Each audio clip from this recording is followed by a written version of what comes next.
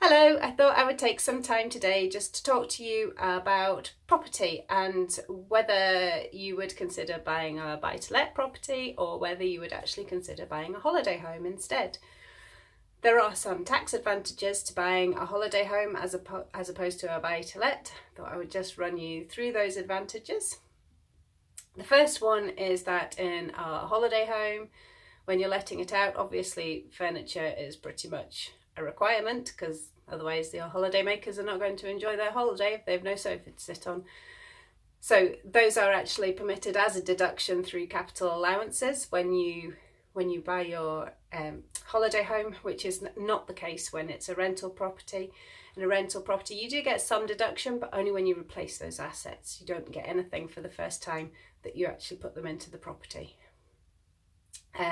Also, if you own your property jointly, especially if you're a husband and wife, the normal route is that you use a 50-50 split, although you can choose to do it to split the income in the ratio in which you own the property.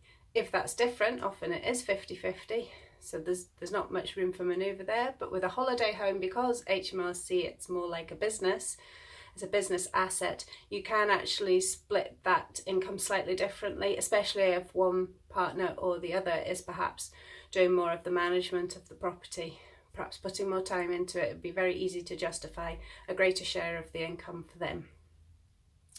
Another thing is, again, because it's business income rather than rental income, it actually counts towards your pension relief. So usually you get relief on anything that you put into your personal pension up until your earned income during the year, whilst rental property doesn't count towards that.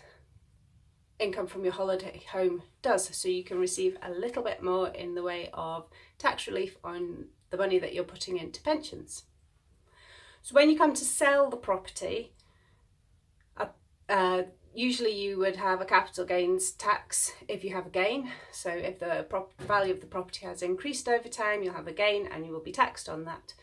For a normal rental property, you are actually looking at not just the normal capital gains tax rates, you are also looking at an 8% surcharge, which means that if you are a high rate taxpayer, you could be paying 28% tax on any gains that you get from selling that property. However, if it's a holiday home you're selling, it's much better. As it is a business asset, it actually qualifies for all of the capital gains tax reliefs. And the most interesting one here is the entrepreneur's relief, which means that it doesn't really matter if you're a basic rate or a higher rate taxpayer, you're going to be using the 10% capital gains tax band, which is obviously a huge saving. As I mentioned before, there are some conditions that apply before you can say that your holiday home qualifies as what's called a furnished holiday letting. The first thing is it needs to be furnished, but obviously you're not going to be providing a particularly good holiday home if you don't provide that furniture, so that's an easy one to tick. The next two are that it needs to be available for about 2/3 of the year, just under, and it needs to be actually let for about a third of the year, again just under a third. It does need to be situated in the UK or in Europe, and it's really concentrating on short-term lettings, so those are under 31 days, so less than 4 weeks really. There are a few get-out clauses if you are doing slightly longer lettings or if you haven't quite qualified in 1 year, but those are the standard conditions that you need to comply with. The disadvantages are that because it's a business asset, it is standard rated for VAT, which means that if you manage to get turnover higher than the £85,000 VAT threshold, you will need to both register and submit VAT returns.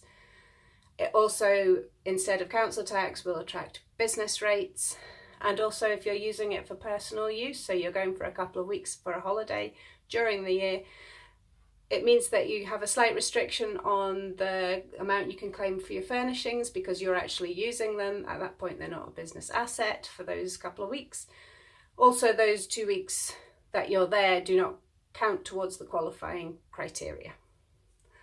There are obviously other considerations you might want to take into account. A buy-to-let property, once you've got a tenant in, perhaps needs slightly less management. With the high turnover of holiday makers, you might need to be getting cleaners in every week. There might be more time spent managing that property. So that's maybe one thing. Also, the costs could be higher if you've got insurance, you've got a management company in to do it. But it's certainly worth considering. In any case, if you have property income, so if you own a second property which you've got rented out, if you have a holiday home that you're renting out some of the time, even if you're renting a room in your own house or using Airbnb, the chances are you probably need to fill in a self-assessment return if you've got property income of over £1,000 in the year. If you are unsure, pick up the phone, give your local friendly accountant a call, or email me, drop me a note. I don't mind, but make sure that you are complying with all your obligations. Okay, hope to see you again soon. Bye.